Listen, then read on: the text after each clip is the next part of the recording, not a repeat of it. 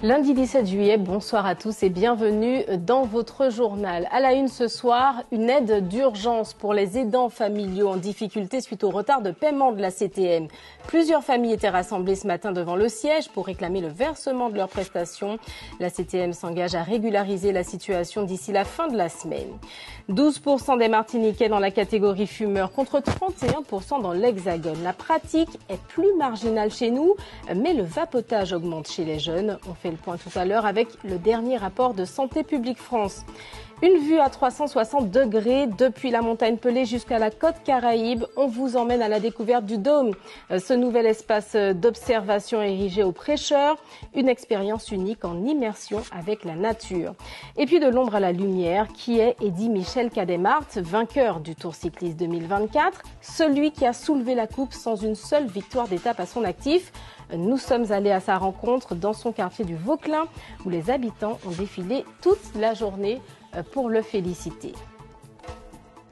À la CTM, déjà 2 mois qu'une cyberattaque a chamboulé le versement des prestations. 2 mois que ces familles responsables de personnes handicapées patientent. Aujourd'hui, elles se sont rassemblées devant le siège pour exiger des réponses.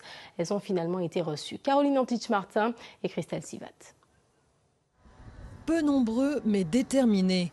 Associations et parents de personnes en situation de handicap se mobilisent devant la CTM pour crier leur détresse et obtenir des réponses.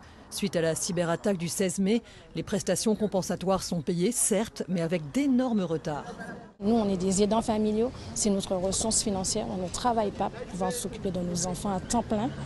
Et on a besoin de cette aide, cette espèce de défraiement, parce que ce n'est pas un salaire, pour pouvoir nous permettre de continuer, de nourrir nos enfants, de payer les thérapies, puisque beaucoup de thérapies ne sont pas remboursées. Il y a vraiment une crise pour les parents et pour les enfants, parce que nous avons des enfants qui sont majeurs, qui touchent directement leur argent, et que quand l'argent n'est pas viré, ils font une crise. Et voilà, nous en avons même un qui a voulu se foutre par la fenêtre, parce qu'il n'avait pas touché. Des situations de détresse extrême entendues par la collectivité. Ce matin, elle a reçu 8 associations et plusieurs familles concernées. À l'issue de 2 heures d'échange, la CTM s'excuse et s'engage. D'ici la fin de la semaine, donc, les paiements seront effectifs pour le mois de juin, donc pour le retard du mois de juin, et que dès la fin du mois, on retrouvera un rythme de croisière normal sur le paiement des prestations. La CTM s'engage par ailleurs à intervenir auprès des banques et à activer des dispositifs d'urgence. Les familles qui se retrouvent vraiment en très grande difficulté pourront prendre la tâche de nos travailleurs sociaux qui apporteront des réponses urgentes, alimentaires. Et nous redisons aussi que ce travail, ce sera aussi un travail d'échange avec les mairies qui ont en charge les CCAS, qui pourront aussi donner des aides d'urgence. Soulagement pour Lise, Grégory, son fils, va enfin pouvoir reprendre ses soins et activités indispensables à son bien-être. Il fait l'équitation, il fait la natation et il faut payer les prestataires. Et ils n'attendent pas. On est content d'avoir été reçus, d'avoir pu discuter avec des personnes qui connaissent le sujet, des responsables déjà, et d'avoir trouvé des solutions en direct et des réponses en direct. Parce que le silence, c'est vraiment une torture pour tout le monde. Malgré ces bonnes nouvelles, associations et aidants restent vigilants et préviennent. Si les versements tardent, ils se mobiliseront à nouveau. La cigarette électronique gagne du terrain chez les Martiniquais de 18 à 30 ans. Le dernier rapport de Santé publique France pointe l'augmentation du nombre d'usagers dans cette tranche d'âge. Mais globalement, les Martiniquais fument nettement moins que les Français de l'Hexagone. On fait le point avec Franck Zozor et François Marlin. Nous sommes dans une boutique de cigarettes électroniques. On dirait des bouteilles de parfum, au design très différent. Leur prix entre 25 et 1200 €. Mais quel que soit leur standing, il y a toujours des pièces à changer. Ma résistance pour la cigarette électronique. Et c'est ça en fait que vous allez changer? Oui, tout à fait. La résistance, c'est une pièce qui permet de transformer un liquide en vapeur. Et ce produit existe dans plusieurs parfums. Dans cette boutique, nous en avons compté plus de 200. Au goût de pâtisserie, caramel, beurre salé, tartelette au beurre de cacahuète ou des parfums de fruits. De plus, il est possible de rajouter ou pas de la nicotine. Et en Martinique, selon une étude de Santé publique France, 40% des 18-30 ans sont adeptes de ces pratiques. En fait, je l'utilise comme chicha, pas vraiment comme cigarette électronique. C'est un goût sans nicotine, sans rien du tout dedans. Okay, c'est juste avoir la vapeur dans la bouche? Voilà. Ça évite d'avoir une chicha qui est beaucoup plus volumineuse, allumer du charbon et tout. Ces cigarettes électroniques sont un substitut au tabac. Et toujours selon cette étude de Santé publique France, en Martinique et en Guadeloupe, 12% de notre population est composée de fumeurs contre 24% dans l'Hexagone. 17% sont des hommes, 8% des femmes. Et 67% des fumeurs souhaitent arrêter, mais globalement, la consommation de tabac ne diminue pas. On a une certaine stabilité. On n'a pas une diminution franche de la consommation de tabac de façon générale. Par contre, si on prend certaines tranches d'âge, notamment les plus jeunes, donc on a cette stabilité. Les plus âgés, les plus de 45 ans, eux, là, par contre, il y a une diminution de la consommation de tabac qui est observée entre l'étude de 2014 et celle de 2021. Donc on a plutôt une tendance chez les personnes âgées à la diminution, potentiellement avec cette volonté justement d'arrêter le tabac et de cette bascule vers l'utilisation des cigarettes électroniques. Autre méthode de substitution au tabac choisie par certains fumeurs, le chanvre et son cannabidiol, appelé CBD. Un produit lui aussi en vente libre dans des boutiques spécialisées. Pris sous forme d'huile, il permettrait même de diminuer certaines douleurs, notamment musculaires. Donc la fleur de CBD, elle est destinée à infuser, voilà, je vous montre. Elle est destinée à infuser donc, dans une tisane. Normalement, c'est destiné à ça. L'utilisation a été détournée. L'utilisation a été détournée, les gens la fument. Et en même temps, bon, c'est une bonne chose quand même, parce que ça permet de lutter contre des addictions au tabac, etc. Donc, ils sont en train de se sevrer en fumant du CBD, et ils oublient petit à petit le tabac. Donc, c'est un mal pour un bien, on va dire. Et enfin, dernière observation plutôt surprenante que révèle cette étude. En Martinique et en Guadeloupe, on trouve des fumeurs dans toutes les classes sociales, contrairement à ce qui se passe en France, où les fumeurs viennent essentiellement des classes moyennes. Au chapitre politique, les rencontres au sommet se poursuivent pour les signataires de l'appel de Fort-de-France. Après Emmanuel Macron en novembre dernier, c'est au tour d'Elisabeth Borne de s'entretenir avec les présidents de régions et de collectivités. Ce conseil interministériel des Outre-mer s'ouvre demain. Résumé des enjeux avec Laurence Théatin. Cherté de la vie, un développement économique toujours attendu. Tension sociale, des mots qui sonnent comme une rengaine dans les collectivités d'outre-mer, malgré les lois de développement économique successives. La pauvreté est de 5 à 15 fois supérieure aux Antilles, en Guyane, à La Réunion que dans l'Hexagone. À Mayotte, elle concerne 74% de la population. Les effets de la guerre en Ukraine et ceux de la pandémie de Covid-19 sont plus durement ressentis. Pénurie, flambée des prix, tensions insurrectionnelles, dans un contexte de manifestations contre l'obligation vaccinale, notamment des soignants. Pays en danger. Donc forcément, quand nous avons fait, nous avons répondu. Nous allons répondre. Et nous allons répondre par la répression, par la violence. Mais c'est ça répondre à l'État français. En Guyane et à Mayotte, le climat d'insécurité est quasi permanent. La défiance des populations s'exprime dans les urnes. Marine Le Pen est en tête lors de l'élection présidentielle. Ils sont allés voter pour dire plus haut qu'ils ont besoin de changement. À Fort-de-France, le 17 mai 2022, 7 présidents des collectivités françaises des océans Atlantique et Indien lancent un appel solennel au président de la République. Ils demandent un changement profond des politiques publiques et des relations avec l'État. Le 7 septembre, Emmanuel Macron reçoit les élus à l'Élysée. Ils ressortent satisfaits. La voie vers des évolutions institutionnelles est ouverte. Le chef de l'État promet un nouveau modèle économique dont les élus espèrent une déclinaison lors du Conseil interministériel des Outre-mer. Les attentes des territoires dits d'Outre-mer sont extrêmement importantes par rapport à la vie chère, par rapport aux billets d'avion, par rapport au retour de nos concitoyens sur leur terre d'origine. Il y a plusieurs choses qui sont posées sur la table. Donc on attend très clairement ce qui va sortir. Et s'il s'avère que c'est en deçà de nos attentes, nous réagirons en tant que tels. Si c'est au niveau escompté, nous dirons tant mieux. Créé à la suite des grandes manifestations contre la vie chère en 2009, le très attendu Conseil interministériel pour les Outre-mer se réunira pour la 3e fois ce 18 juillet après plusieurs reports. C'est un espace d'expérimentation, d'observation où on peut même rester dormir la nuit. Le DOM, domaine martiniquais d'expérimentation, entend offrir aux visiteurs une échappée unique. Raphaël Luce et Bamba Gay ont tenté l'expérience. Plongé au cœur de la montagne, le dôme de Grande Savane surplombe la mer des Caraïbes. Implanté à 700 mètres d'altitude, cet espace d'observation rassemble de nombreuses espèces, animales et végétales. Ce lieu de découverte est surtout basé sur l'histoire et l'environnement de l'Apelé. On est tombé par inadvertance, inopinément, sur ce site qui nous permet de découvrir un peu plus la Martinique. C'est-à-dire, on a commencé par la mythologie grecque avec les astres et tout ça, jusqu'aux insectes en passant par le volcan. Ce qui est bien ici sur ce site-là, c'est qu'on a vraiment, on ressent une sérénité, on est vraiment bien, vraiment très très bien. Les visiteurs découvrent une partie symbolique de l'histoire de la Martinique avec la pédagogie du médiateur scientifique. Il y avait une forme un peu plus lisse du volcan, un peu plus proche de ce qu'on imagine de la montagne Pelée. Mais la forme accidentée, c'est suite au dôme des éruptions de 1902 et de 1929. C'est vraiment un lieu d'expérimentation. C'est au cœur de la nature et je pense que c'est là où on peut le mieux ressentir et connaître la nature. Donc mon but en vrai dans tout ça, c'est de partager des informations de base scientifique, historique et culturelle pour permettre aux personnes de repartir après avec des informations qui leur permettent de mieux comprendre leur île, leur histoire et du coup de plus s'intéresser à ce qui les entoure. En accord avec la morphologie du terrain, l'aménagement du dôme est respectueux de l'environnement. L'idée du site, c'est de se confondre dans la nature. Donc il n'y a pas de câble électrique, ni souterrain, ni aérien.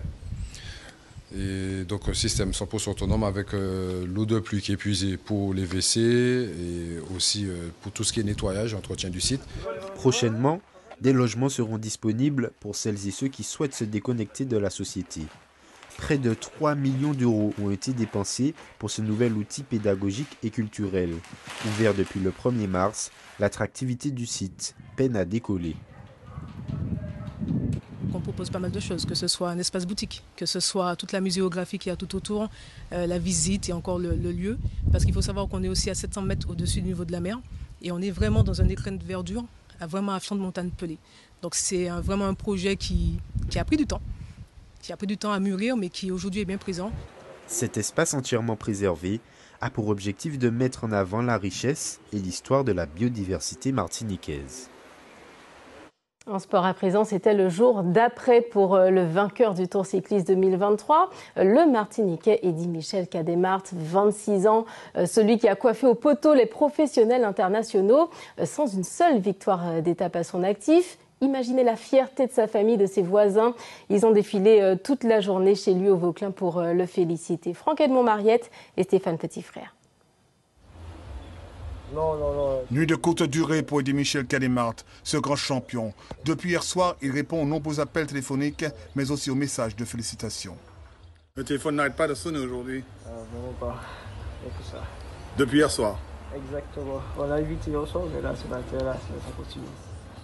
Mon frère, merci beaucoup, c'est gentil. Ok, c'est gentil parce que ça là, c'était toi. En effet, ce matin, à la porte du domicile de ses parents, les Vauclinois défilent et ne cachent pas leur fierté. On donne confiance en lui. On avait confiance en lui, mais il a prouvé qu'il peut. Immortaliser cette victoire de ce jeune Martiniquais de 26 ans qui inscrit pour la première fois à son palmarès ce titre de champion au 42e Tour cycliste de Martinique, une joie immense pour cette famille de grands sportifs. J'ai entendu ça. Il y avait deux gars avec moi là. Il a dit bon, allons, on va voir un pot chez Maradis. J'ai dit 10 comptes. Sa mère, ancienne footballeuse au CS Vauclinois, parle d'anxiété. Puis samedi, on a eu beaucoup de stress. Nous avons eu vomissements, les deux sœurs, oui, et c'était très fort. Et je vous dis, j'ai le cœur, j'ai eu beaucoup de palpitations.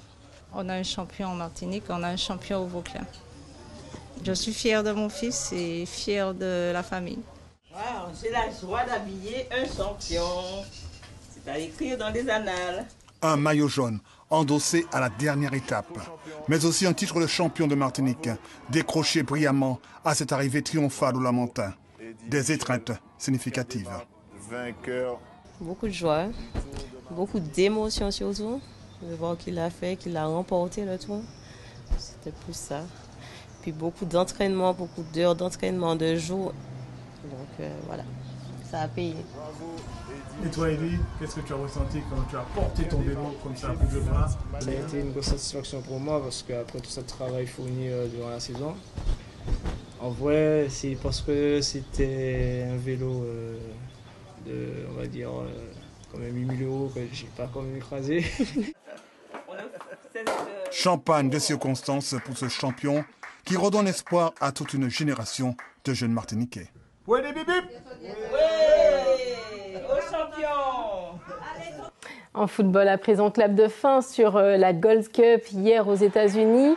Après un mois de compétition, c'est donc le Mexique qui décroche la première place 1-0 face au Panama. Une victoire sur le fil à quelques minutes du terme. Et c'est l'attaquant Santiago Jiménez qui a marqué le seul but du match, laissant le défenseur panaméen au milieu du terrain. C'est la 12e victoire du Mexique à la Gold Cup contre 7 victoires pour les États-Unis, deuxième du palmarès. Terminé également les mondiaux de para-athlétisme 2023. Plus d'espoir de médaille pour la Martiniquaise Mandy François-Élie. Elle s'incline à la 7e place en finale du 200 mètres. Encore plus loin du podium qu'au 100 mètres jeudi dernier. La course s'est déroulée il y a quelques heures. Le résumé de Nicolas Bouich. Représentant la France, Mandy François. Très applaudi Mandy François-Élie, couloir 8 de cette finale du 200 mètres. La championne s'élance bien, les consignes du coach sont respectées à la lettre. Il m'a dit rythmé, rythmé, rythmé. Alors ok d'accord, rythmé, rythmé, mais à un moment je ne pouvais plus. Mais bon, voilà. La Martiniquaise effectivement craque quelque peu dans la dernière ligne droite, plus le même rythme. 7e place malgré un temps canon, 28 secondes 24. Pas de médaille pour Mandy dans ces mondiaux à Paris, mais pas de regret non plus. Non, pas déçu, pas déçu. Pas déçu.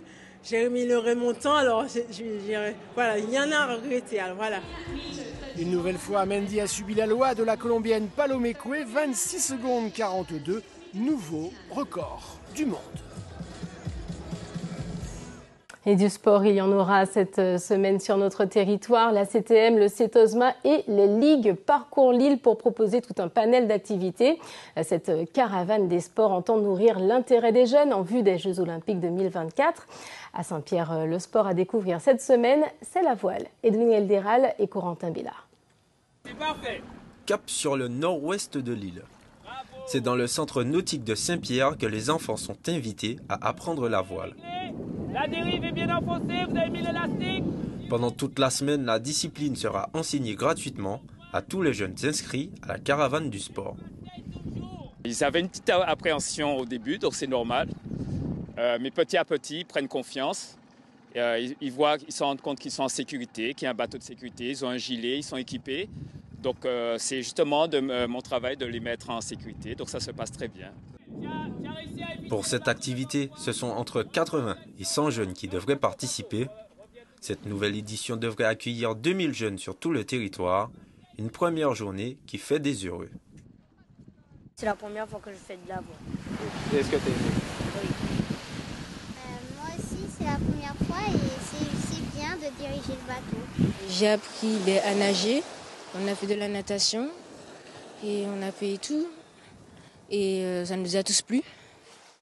Pour organiser cette semaine, la caravane fait aussi appel aux associations et aux ligues sportives, histoire de faire le lien avec les jeunes et de ramener le plus de participants que possible. Nous servons de support.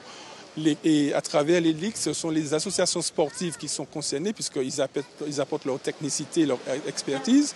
Et l'intérêt pour eux, c'est justement de toucher les enfants pendant les vacances, histoire peut-être qu'après, essayer de les faire que ces enfants deviennent des futurs licenciés.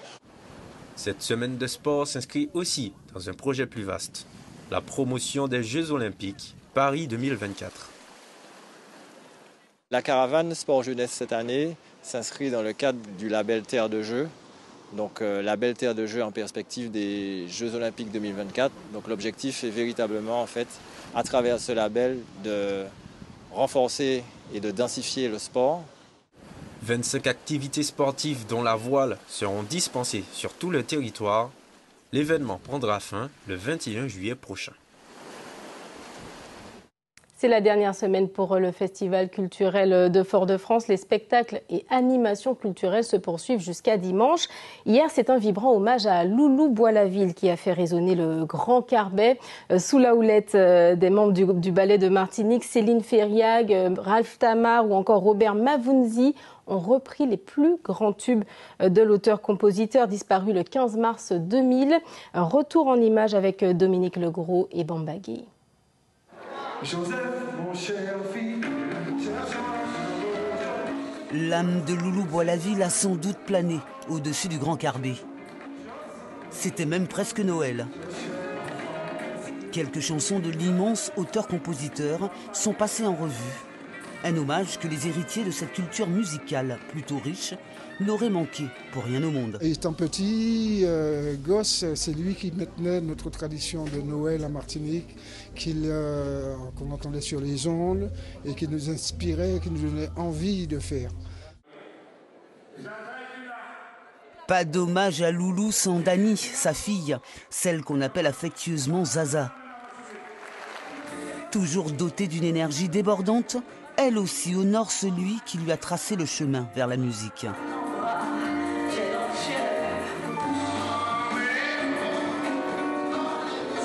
Ensuite vient le tour de Ralph Tamar, dans un grand mais grand, entonné par le public, un titre rendu célèbre par Malavoie.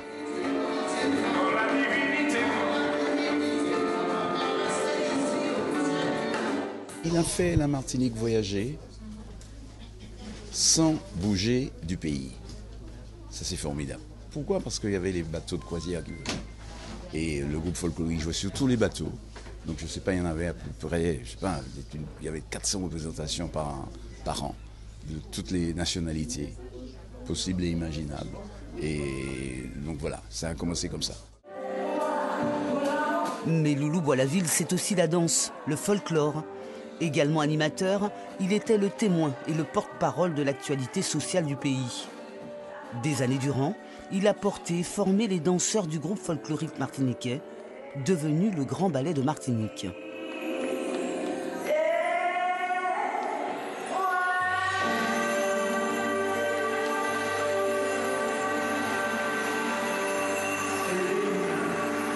Je devais diriger le ballet avec Madame Cette-Rose, c'est lui qui m'a appris à ponctuer l'explication des danses. Parce que vous savez que dans les hôtels, nous faisons un résumé du folklore de la Martinique avec Biguine, Valse, Mazioka, avec des explications sur chaque danse, l'origine de chaque danse.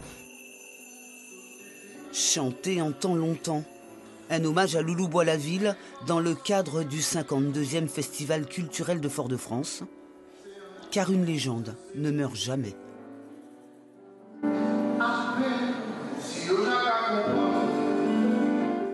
Dans l'Hexagone, c'est le Festival d'Avignon qui bat son plein en ce moment. Diversité et originalité sont au menu cette année.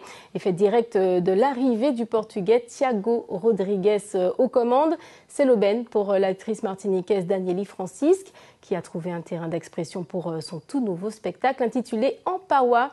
On part sur scène avec Cécile Baquet et Victor Pérez-Bouchon. Au Festival d'Avignon, au jardin de la Vierge du lycée Saint-Joseph, le spectacle Ampawa est à l'affiche, une expérience théâtrale. La comédienne Daniely Francisque se prépare à entrer sur scène. Elle est aidée par sa costumière Laura de Souza. Serre un tout petit peu plus pour moi. La comédienne avance, aveuglée par un court rideau bleu qui cache son visage. Elle est enchaînée par une tresse en tissu gris. Mahongani dit Cyrique avec moi au service de nos mystères. Daniely Francisque a écrit et mis en scène Ampawa. Sur scène, elle est accompagnée par Mahongani aux percussions. Et dans cette performance, le costume possède une haute valeur symbolique avec sa coiffe ornée d'un boulet. Pour moi, c'est à la fois la lune noire, mais ça représente également le poids de l'ancestralité, le poids de la lignée, le poids de l'histoire, le poids de la lignée féminine et tous les fardeaux finalement qui s'accumulent de génération en génération et qui font qu'à un moment, effectivement, on accumule des poids qui ne nous appartiennent pas et qui nous pèsent en fait. Sur scène, la comédienne se libère de ses poids. Ce spectacle est le récit d'une métamorphose. Empawa, c'est la version créole du mot anglais empowerment, qui signifie prendre sa vie en main.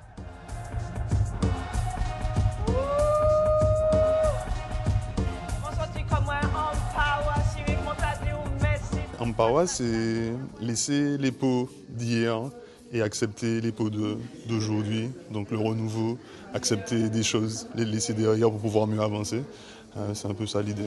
Empawa dure pour l'instant 30 minutes. Le spectacle ira peut-être vers une version longue.